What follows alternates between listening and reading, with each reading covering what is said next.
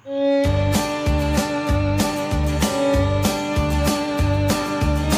ายดีทุกคนมื้อนี้ล่าก็จะมาแบ่งปันวิธีการสร้างแบบเสื้อคอไปแต่ว่าทางด้านหน้าเป็นแบบว่าซิกแซกตามแบบในหู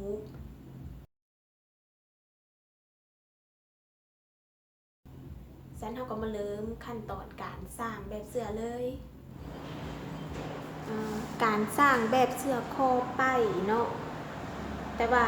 ทางหน้ามันมีซิกแซกตามในแบบตามหูของเราเนาะทำอิฐเราก็จะมาเริ่มจากการวัดแท้ความยาวของเสื้อนั่นก็คือแท้จากจุดของบานไหลลงไปหาเส้นกระโปงเลยคือมืดความยาวของมืดทั้งตัวเสื้อเลยเนาะนั่นก็เริ่มมาจากเส้นตัวนี้คือแท้เสื้อทั่วไปเลยเนาะตัวนี้ความยาวจะอยู่ที่21.5 นิ้วสำหรับความยาวของตัวเสื้อแล้วเขาก็จะมาขีดเป็นเส้นตัวนี้เนาะเป็นเส้นความยาวแต่ว่าเวลาเขาจะเฮ็ดเป็นเสื้อไปเนาะเขาก็จะมาเทคจากเส้นตัวที่เขาขีดเส้นความยาวออกมาจุดนี้ก็คือ3 นิ้วเนาะนี่3 นิ้วขีดเผื่อออกมา3 นิ้วหลังจากขีดเผื่อออกมาแล้วเขาก็จะมาเทคความกว้างของบ้านไร่การเทคขนาดของตัวเสื้อซึ่งเราจะเทคจากเส้นตัวที่เราขีดเนาะเส้นตัวนี้ยับเข้าไปจะบดได้เอาจากตัวนี้ยับเข้าไปแต่จะเอาจากตัวนี้ยับเข้าไปบ้านไร่หาร2ก็คือจากจุดนี้หารจุดนี้ความกว้างของบ้านไร่เท่าไหร่แล้วก็มาหาร2เนาะหาร2แล้วเขาก็มาขีดหมายจุดไว้แล้วก็เทคลดจากบ้านไร่ลงมาอยู่ที่3 เส้น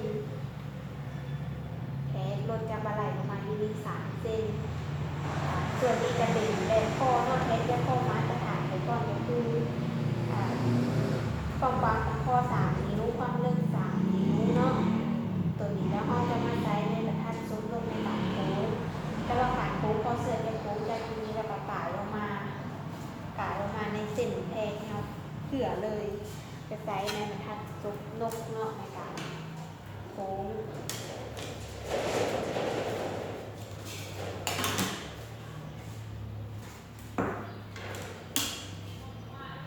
แบบนี้โค้งออกมาแล้วก็โค้งไปตามนี้แล้วว่าปลายงอขึ้นมาหน่อยนึงเนาะโค้งได้ขนาดของตัวเสื้อแล้วหลังจากนั้นเนาะเราจะมาเทปเส้นของฮอปเอิร์กก็คือจากจุดนี้เนาะเพื่อขีดเส้นของเส้นเอิร์ก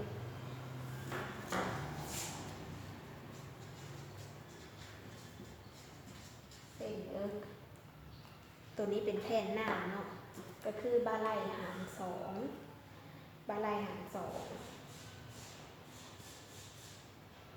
จากเส้นบาไหลลงมานี้เนาะคือฮอปวงแขนหาร2เนาะ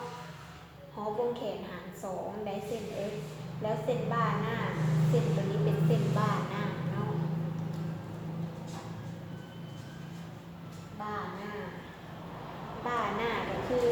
เส้นเอ็กเส้นบาไหลหาร2แล้วก็จะได้เส้นบ้าหน้าแล้วก็จะขีดไปเป็นเส้นบ้าหน้าส่วนความกว้างของบ้าหน้าก็คือ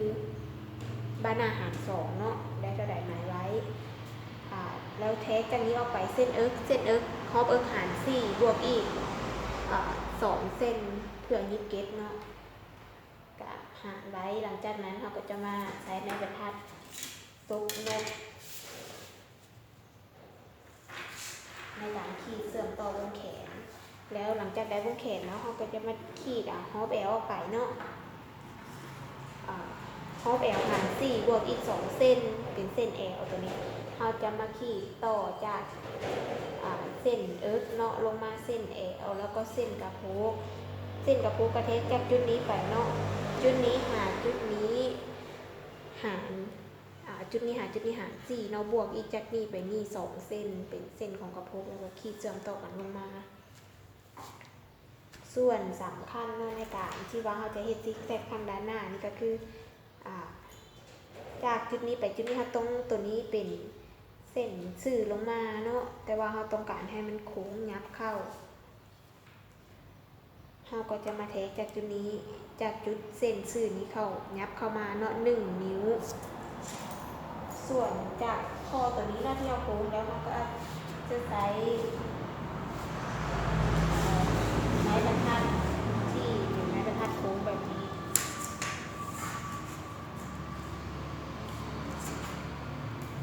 แม่นเอาตัวนี้มันอาจจะโค้งบ่พออาจจะใช้เป็นไม้บรรทัดซกนกในการโค้งนี่เราก็จะมาขีดโค้งไปตามนี้เนาะแล้วหลังจากนั้นเราก็จะมาขีดโค้งจากจุดนี้มาจุดนี้โค้งก็ได้เป็นส่วนของแผ่นหน้าตัวนี้เป็นส่วนของแผ่นหน้าเนาะสำหรับแผ่นหลังคือสร้างคือกันกับแผ่นหน้าเลยเราก็จะขีดต่อกันออกมาเลยเนาะจุดนี้หาจุดนี้กับฮอปกระโปงหาร4+2แอลคือกันฮอปแอลหาร4+2ฮอปเบิกหาร4+2บ้านหน้าหาร2เนาะแล้วเราก็จะมาขีดแบบให้มันเป็นที่ว่าคอมาตรฐานแต่ตัวแผ่นหลังเราจะบ่ได้เผื่อแผ่ออกไป3 นิ้วคือแผ่นหน้าแต่เราจะสร้างเป็นโมดปกติแล้วจากจุดเนาะจุดบ้านไล่ยับลงมานี่เป็นเส้นคอหลังก็คือ1 นิ้วแล้วเราจะมาใช้แม่บรรทัดในการขีดโค้งต่อเส้นเป็นคอหลังอันนี้ก็เป็นแบบของแผ่นหลังเนาะส่วนแขนเสื้อเขาก็เทคจากจุดนี้หาจุดนี้คือความยาวของแขนเสื้อจุดนี้มานี่เป็นฮอปวงแขนเนาะฮอปปลายแขนหาร2อันนี้ฮอปวงแขนหาร2เส้นนี้ความกว้างจากจุดนี้มาจุดนี้ฮอปวงแขนหาร2ส่วนจากจุดนี้หาจุดนี้ก็คือ6 นิ้วเพื่อว่าให้เป็นบ่ายกเนาะก็ได้อยู่6 นิ้วแล้วก็จะมาใช้ไม้บรรทัดซกนกในการขีดเอาวงแขนเลยขีดวงแขนแล้วเราก็จะได้ในแบบแล้วส่วนตามแบบเสื้อนอกป่านี้มันจะเป็นแหลมๆเราก็อาจจะยับขึ้นมาอยากจะได้แหลมสำแดงก็ยับขึ้นมาแล้วก็ใช้ไม้บรรทัดในการขีดนอกไม้บรรทัดโค้งในการขีดแขนเสื้อลงมาให้มันเป็นแหลมแบบนี้แล้วเวลาเขาตัดเขาก็จะตัดที่หนอกตัวนี้เขาก็จะได้เป็นแบบเสื้อแขนแบบปลายแหลมแบบนี้ส่วนนี้ก็แล้วเนาะสำหรับวิธีการสร้างแบบเสื้อคอป้ายนะคะทางหน้าแบบเป็นซิกแซกเนาะ